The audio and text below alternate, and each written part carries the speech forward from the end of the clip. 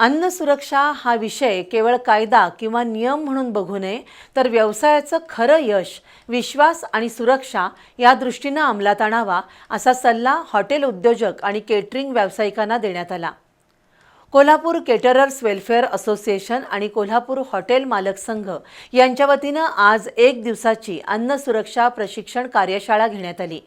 यावेळी संतोष चव्हाण यांनी अन्न सुरक्षेची मानकं, कायदे, गरज याबद्दल सविस्तर मार्गदर्शन केलं.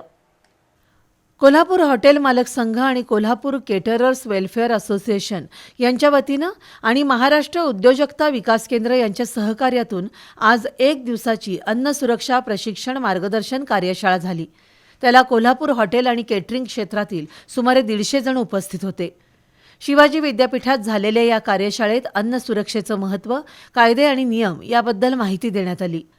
अन्न सुरक्षेकडे केवळ एक कायदा म्हणून बघू नये, तर हजारो ग्राहकांच्या आरोग्य रक्षणासाठी अन्न सुरक्षा महत्त्वाची असते.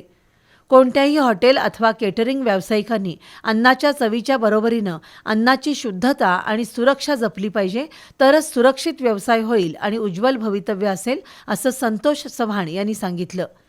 अन्नातील भेसळ कशी ओळखावी, हॉटेलच्या किचनमधील स्वच्छता, घटक पदार्थांची शुद्धता याबाबतही मार्गदर्शन करण्यात आलं. कोणत्याही हॉटेलमधील स्वच्छता आणि टापटीप सर्वात महत्त्वाची असते. त्यामुळे अन्न सुरक्षा हा अत्यंत महत्त्वाचा विषय आहे, असं चव्हाण यांनी सांगितलं.